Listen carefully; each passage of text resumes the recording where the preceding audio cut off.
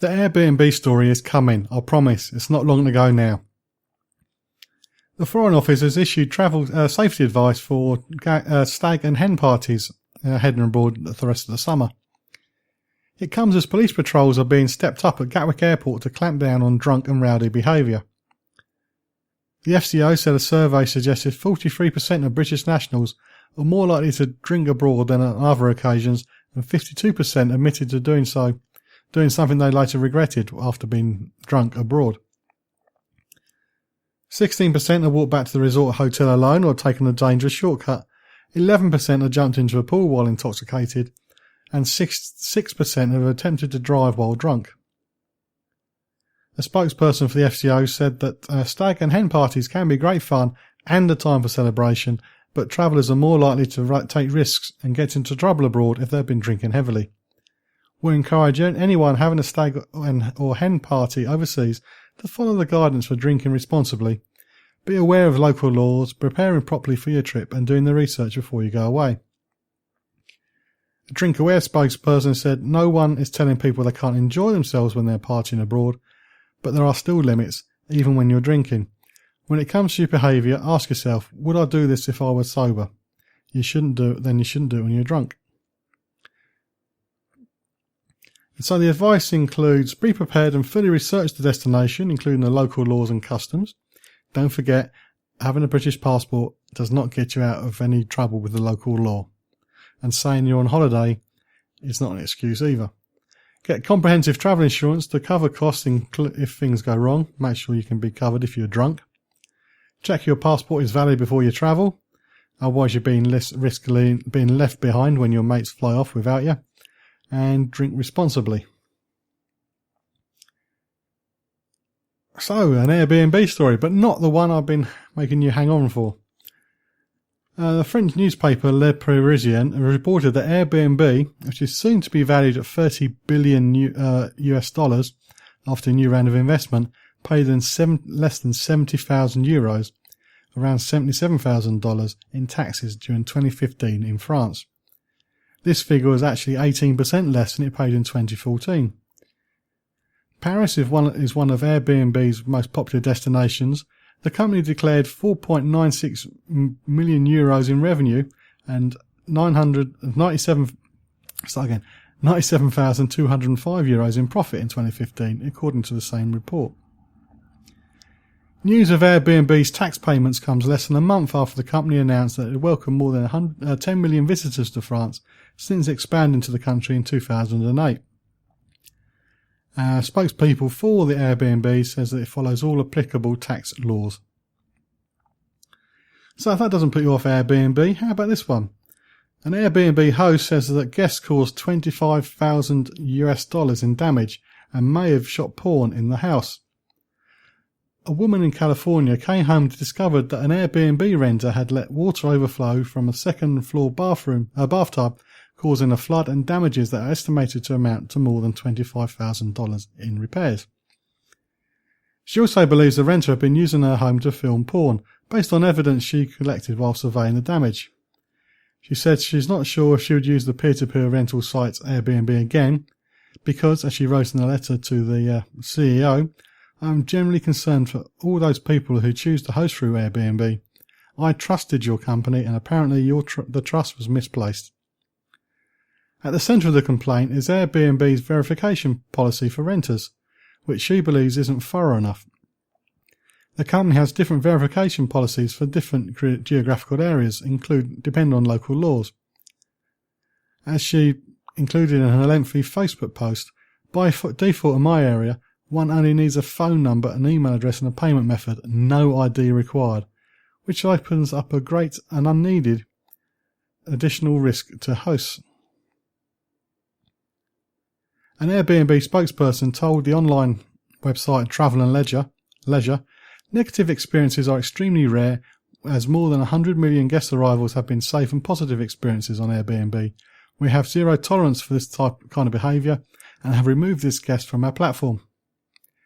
The spokesperson added that the company is working to support the host under the $1 million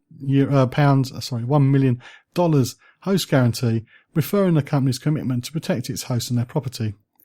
And if you want to see the damage, you go to YouTube. So it's utu.be/capital K, capital C, capital K, lowercase u, capital T, lowercase d, capital Z, number 5, capital T, number 8, capital A, and lowercase o. Or of course you can just go and look at the address on facebook.com/John Guinn Travel Show. And it's quite shocking, and it's very unlikely that I would use Airbnb to rent my property out. But then I don't like having family round, so the fact of having a stranger sleeping in my house is just not going to happen. Zika's been in the news because of the Olympics and because I'm going somewhere where there is Zika. And scientists in Ethiopia have shown that sleeping with a chicken reduces the likelihood of being bitten by mosquitoes. Some volunteers slept with live chickens in cages near or on their bed, and mosquito traps were used to count the bugs in the room. The rooms with chickens in it had fewer mosquitoes. And it is known apparently that mosquitoes don't bite chickens, so the eggheads, I'm sorry about that, believe that the bugs see the birds as potential predators and keep away. So maybe it'd be possible to develop a chicken-based, but it'll have to be a vegan chicken-based one for me, which doesn't smell, repellent to keep mosquitoes away. I'm one of these people who get bit a lot. I'm not looking forward to Antigua for that part of it because I will be bitten at the airport, although it's the first time in the new airport, so maybe it's different to the old one, which was a little bit run down. Have you got any tips to avoid mosquito bites other than staying inside with the aircon on full? Please do share them. Facebook.com/John Guinn Travel Show. Checking it out before you check in on the John Guinn Travel Show on ukhealthradio.com.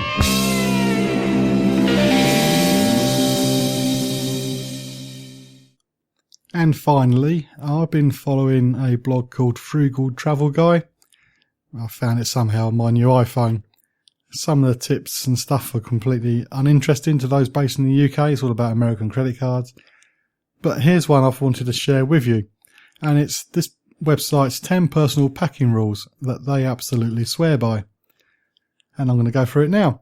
They say that packing for a trip is a very personal thing. We all have our priorities as to which items we can't live without while travelling, and a tolerance limit on the amount of weight we're willing to lug around. While I reflect on my own packing habits, I realise I've unconsciously developed and adhered to a list of self-imposed rules. Number 1. I always have a bag ready packed with the essentials. It goes on to explain there's really no reason to try and assemble the essentials each time I pack. I have my quart-sized plastic bag with my toiletries ready to go and replenish it when I unpack, so it's complete in my backpack for my next trip. When I get home from a trip, I wash my sleeping clothes and put them back in the bag so they're always packed.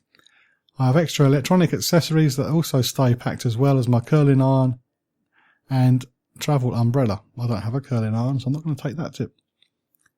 Number 2, I never check a bag. It's been over a decade or more perhaps since I checked a bag. Fortunately, my travel friend follows this same rule. We've gone for an entire week with only a small backpack and purse.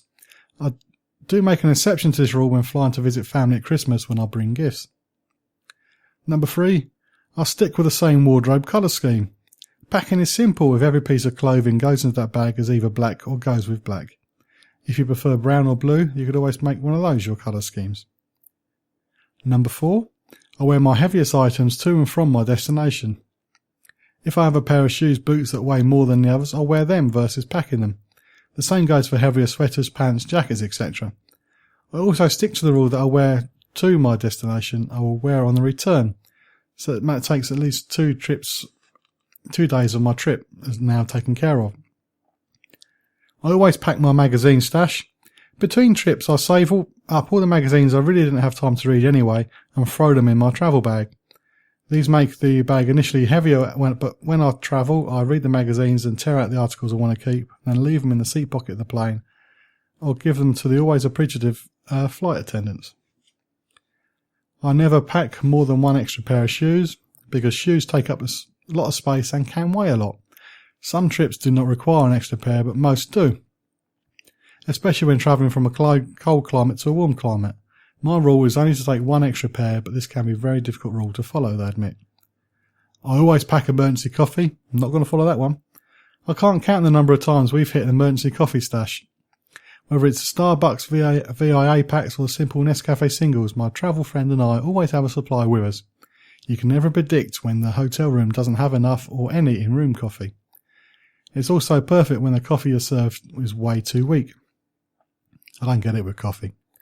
Anyway, Frugal Travel Guy goes on to say electronics are more important than clothing.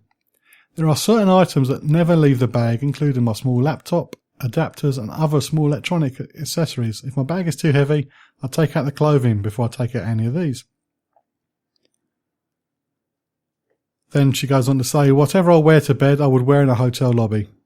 And she goes on, I've only been uncomfortable twice. Once when I was standing in the parking lot dressed in only a long t-shirt after being awakened by a fire alarm, smelling smoke and then urgently running down 19 stories of stairs. The other time it was winter and I chose to grab my coat and put it over my nightwear when the fire alarm sounded. The winter coat didn't protect or hide my bare legs, however. I now pack and sleep in relatively presentable leggings and a t-shirt when travelling. I've been turfed out of a hotel room and the alarm went off. Yeah, sleep with whatever you're willing to stand outside in. Great tip.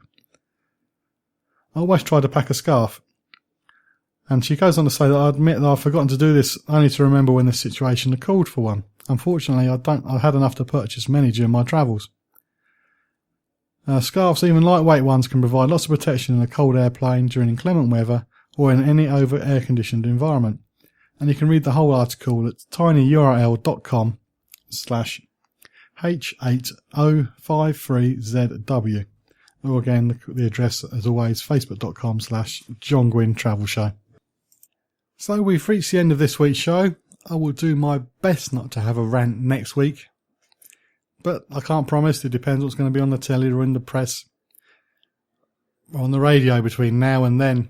I mean, if somebody says that you should always use a travel agent from the Association of British Travel Agents one more time, I shall just scream. In case you're wondering what I'm on about, it hasn't been called the Association of British Travel Agents since 2007. It's a real bugbear. As soon as an expert says that, I just know whatever else they have to say is just not worth listening to because they're already nearly 10 years out of date. I can't wait to get out of this hot studio and get some fresh air. It's really hot and stifling in here. If you've got any tips on how to keep cool, please do share them. Facebook.com/John Guinn Travel Show. Be handy when you're sitting in an airport lobby or a hotel lobby waiting to get to your airport, your flight home. Or maybe if there's just somewhere there's no aircon. If you've got any tips, they'll all be gratefully received. Likewise, what about on an airplane? What are your tips to keep warm? Because the air conditioning for some can get quite chilly. Not for me. As long as it's less than 10 degrees C, I'm happy. If you're one of these people who do find airplanes cold, you take beach towels with you. Put your beach towel in your hand luggage, not in your suitcase. And it's bigger than a blanket. It's going to be cleaner than the blanket, and that'll keep you warm. So that's my tip for all this week. I do hope you can join me next week on the Travel Show with John Guinn on ukhealthradio.com, where each week I'll be checking it out before you check in.